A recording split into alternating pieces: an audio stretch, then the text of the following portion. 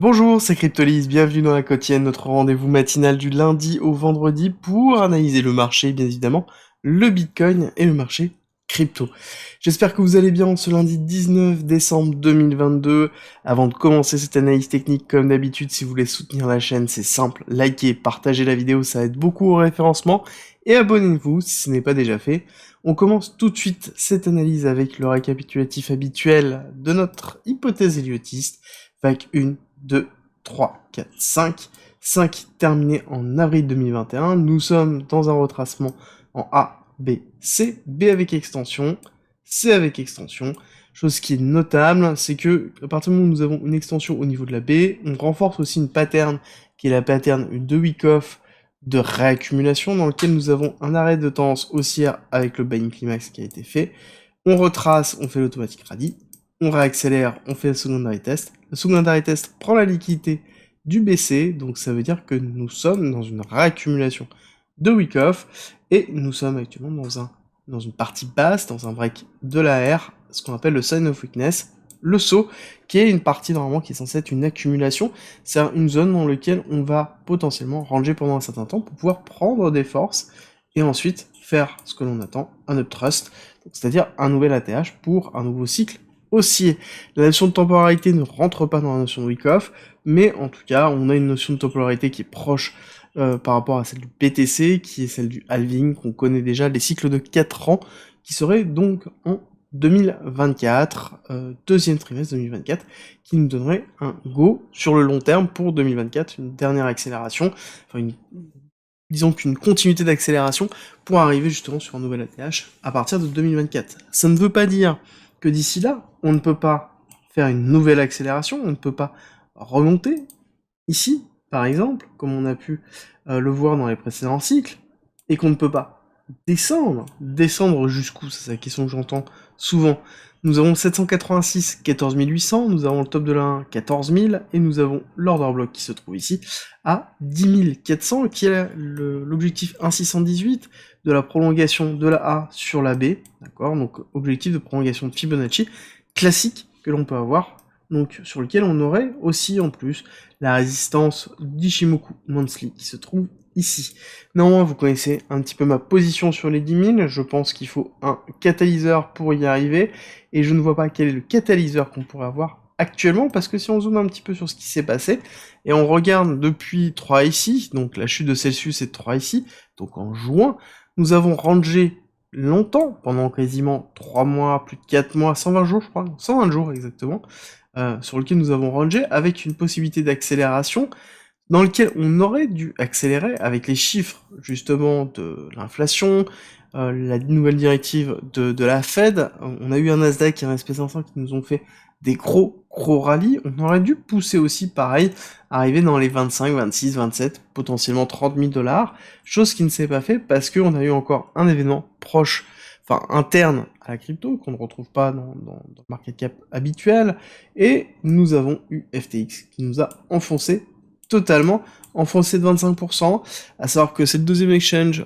en termes de volume. Comme d'habitude, vous connaissez ma position, je considère que la chute effective qui a eu lieu est somme toute assez faible par rapport à la portée réelle que ça. Et ça montre deux choses, ça montre que, un, nous sommes dans une forme de résilience forte, que ce soit notre propre marché ou que ce soit au marché de la macroéconomie.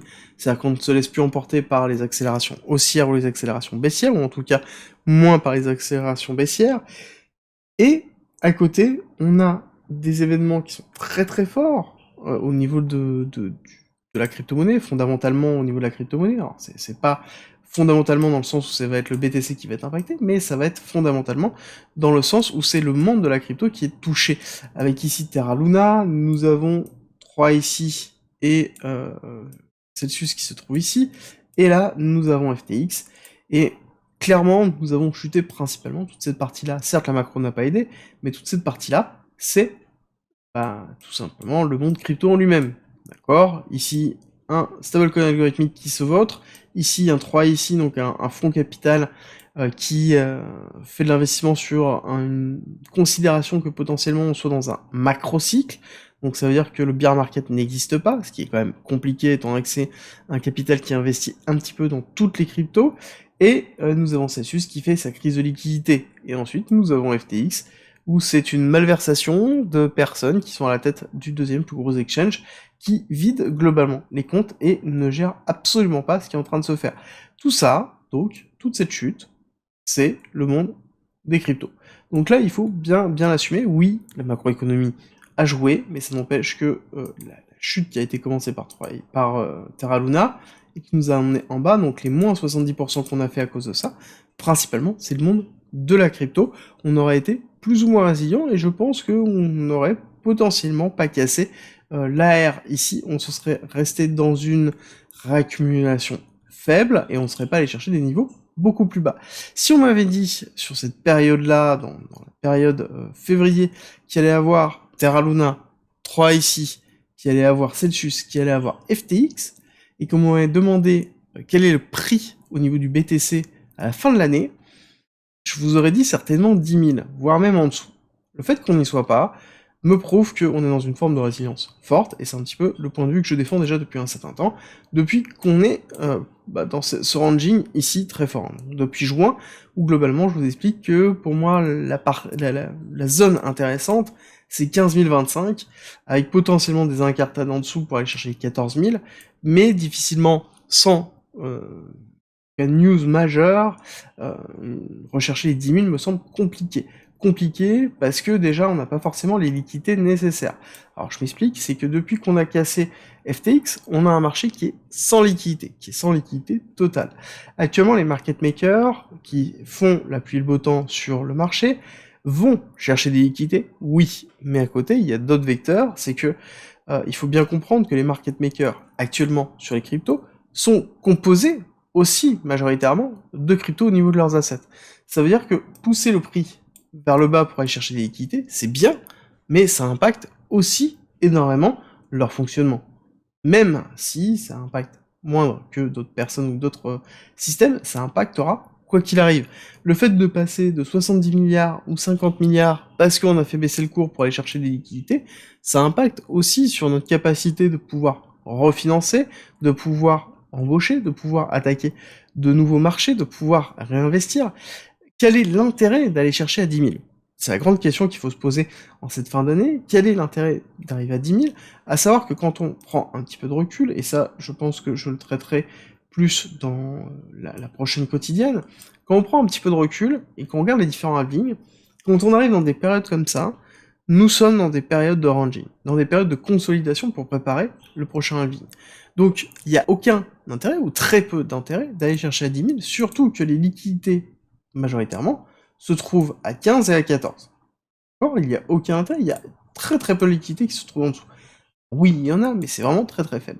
Majoritairement, c'est 15, 14, avec aussi, par contre, des liquidités de short, donc des liquidités de short de vendeurs à découvert, qui se trouvent au-dessus du prix actuel, donc au niveau de la zone où on se trouve là, et après qui se trouvent jusqu'à 26 000.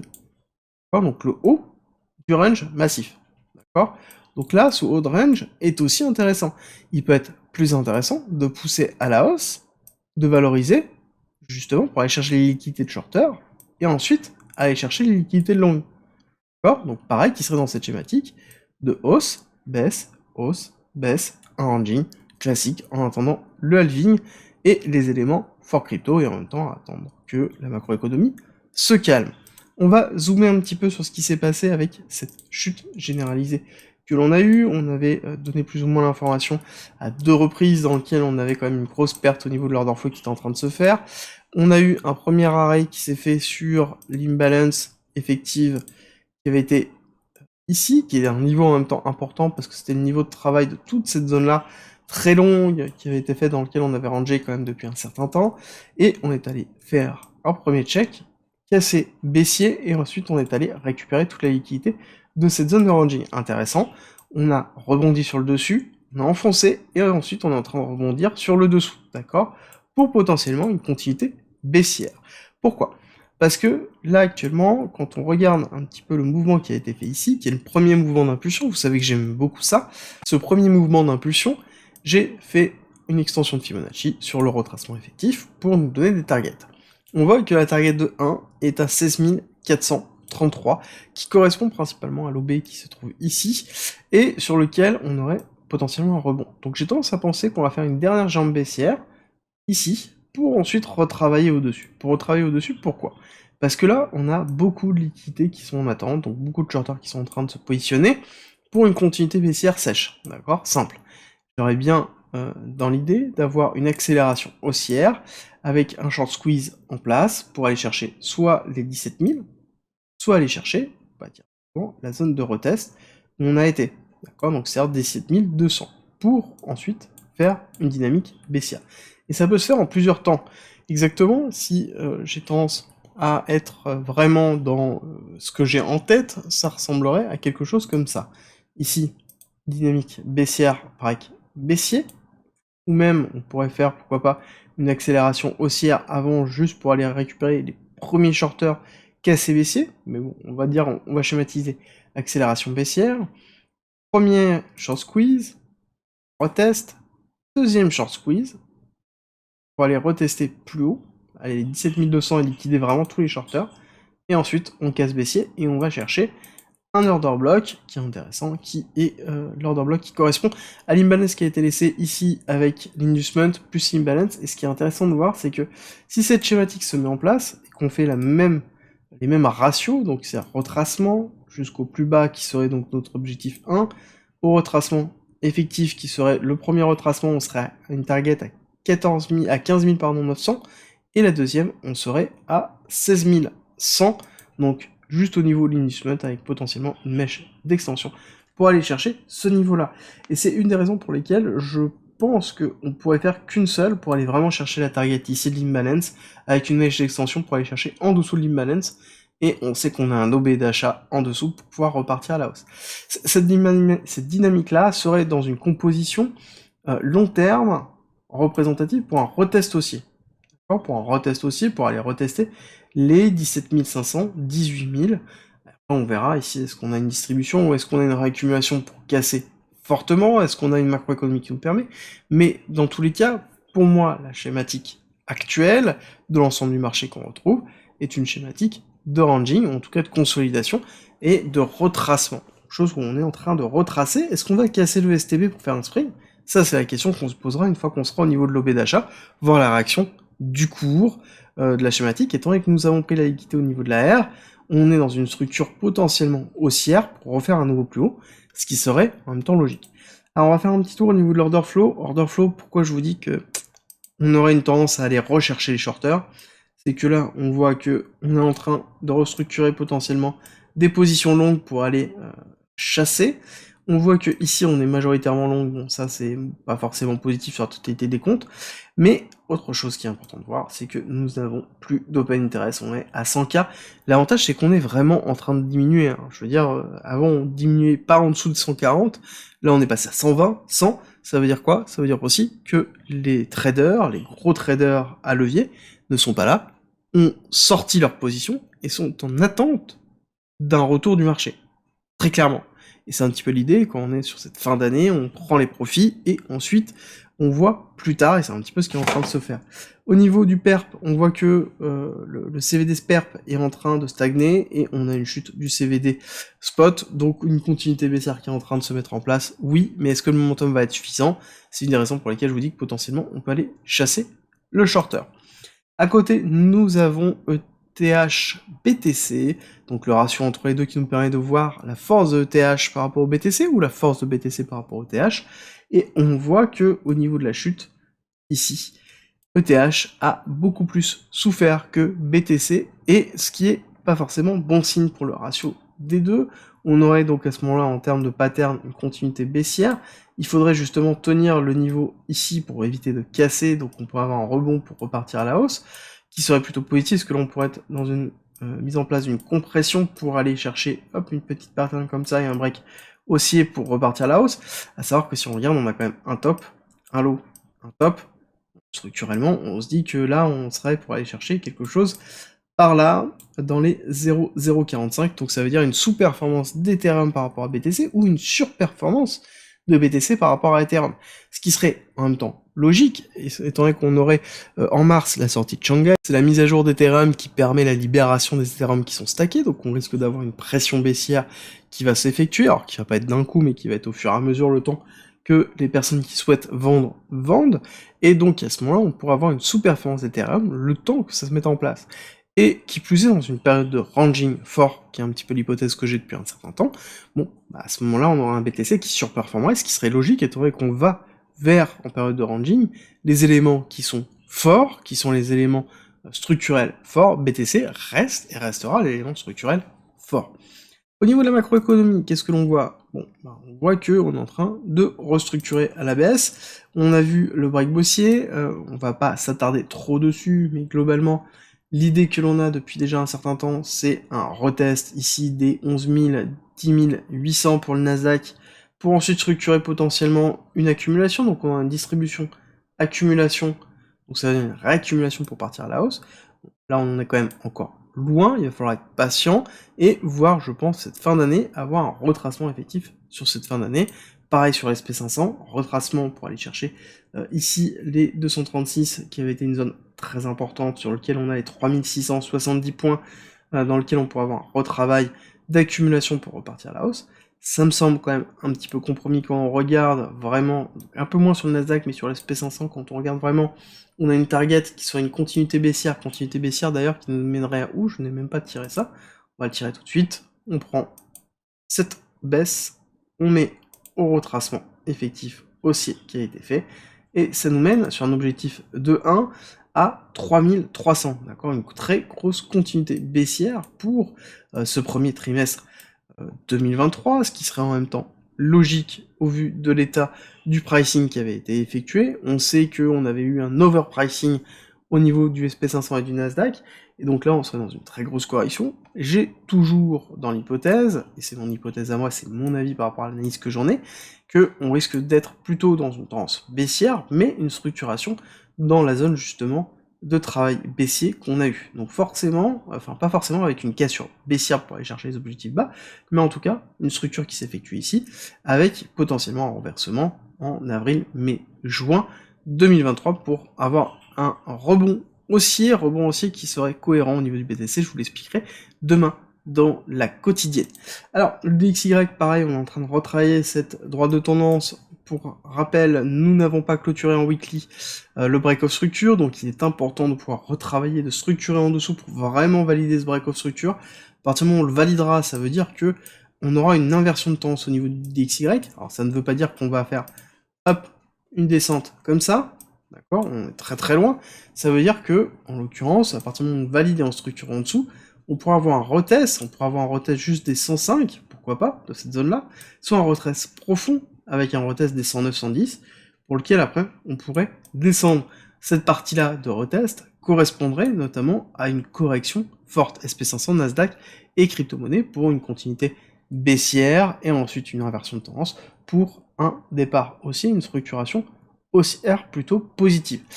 Dernier point que je voulais vous donner, ça va être sur l'US Oil dans lequel nous avons une journée qui commence un petit peu dans le mal, avec justement une structure plutôt baissière, une continuité baissière. Pour rappel, l'US Oil, c'est très intéressant de l'analyser, parce qu'il y a deux choses. Il y a la partie réserve stratégique, qui correspond à la représentation du remplissage des réserves stratégiques américaines, qui se trouvent majoritairement dans cette box, et une fois que c'est terminé, bon, bah, en l'occurrence, on aura un support d'achat qui va se break, et on aurait, en termes de target, le 1,618 à 65$, qui correspond notamment à cette zone de structure forte dans lequel on pourrait ranger, donc entre 65 et 60$, et donc là, on est vraiment dans un pricing de deux choses. On est dans un pricing, d'une baisse de la consommation liée principalement à la récession, et deuxième élément d'analyse qu'on peut effectuer sur cette baisse, c'est aussi un pricing qui est en train d'être effectué par l'OPEP qui est en train d'être courtisé majoritairement par les US. On sait qu'il y a des grosses négociations pour augmenter le volume de barils sortis, et donc derrière, une diminution du cours. Le but, très clairement, des Américains dessus, c'est de pouvoir diminuer l'inflation liée à l'énergie, et donc forcément augmenter la diminution de l'inflation sur l'ensemble de leurs indicateurs, parce qu'on n'oublie pas que la croissance est liée à l'énergie consommée. Plus on a d'énergie, plus on est capable de pouvoir progresser, plus les frais de production et de transformation sont diminués. Donc on aurait une inflation qui diminue par cette manipulation-là, et donc qui permettrait derrière aussi une diminution plus rapide, ou en tout cas une mise en pivot plus rapide de la Fed. Je ne dis pas que ce sera demain, mais en l'occurrence, ça aura un impact sur les 6 prochains mois, et c'est un petit peu, je pense, la manipulation qui est en train d'être faite. Par contre, l'élément crucial, c'est l'OPEP. C'est l'OPEP, si on a une annonce réelle de l'augmentation du volume effective, là en effet, on pourra se dire que on risque d'avoir une baisse qui risque d'être significative, pour aller chercher, casser les 60$, donc aller récupérer toute la liquidité de cette zone-là, pour ensuite stagner et donc faire une accumulation dans cette zone ici, et donc, à côté, pouvoir préparer un nouveau départ. Donc on serait sur break ici, structure ici, pendant un certain temps, avant de pouvoir repartir à la hausse. Et donc là, cette partie en dessous de 60$, en dessous de 65$, permet principalement une grosse baisse de l'inflation, et cette grosse baisse de l'inflation, elle va mettre un petit peu de temps pour se propager, 2, 3, 4 mois au niveau du pétrole, hein, c'est à peu près ça pour les taux transformés, et donc ça permettrait de repartir à la hausse avec une diminution des taux, et ainsi de suite, et on repartirait dans une schématique habituelle. Là, clairement, on est dans cette pattern-là, où on a une macroéconomie qui est liée fortement à des négociations géopolitiques, chose que l'on voit déjà depuis un certain temps. À vous de me dire ce que vous en pensez, mais pour moi, je pense que le pétrole donnera un signal très très fort sur l'année prochaine. Avant de se quitter, je vous rappelle que le Discord est en commentaire, c'est gratuit, et c'est un lieu de partage et d'échange autour de la crypto-monnaie, de la blockchain, du trading et de l'investissement. N'hésitez pas à rejoindre justement notre communauté de passionnés, et pour tous ceux qui veulent soutenir la chaîne et le Discord, on a mis en place un premium avec plus de contenu, avec plein de choses, comme par exemple 100 vidéos, 300 pages de formation et de guides structurés autour d'un parcours pédagogique. On y en rajoute toutes les semaines, donc ça grossit toutes les semaines. Vous y retrouverez aussi des stratégies de trading, des stratégies d'investissement, des analyses, des lives hebdomadaires, des briefs quotidiens que j'effectue sur le marché, plein de choses, plein de contenus. N'hésitez pas à nous rejoindre, et je vous mets une petite vidéo en haut à droite pour les curieux. Je vous dis à tout de suite.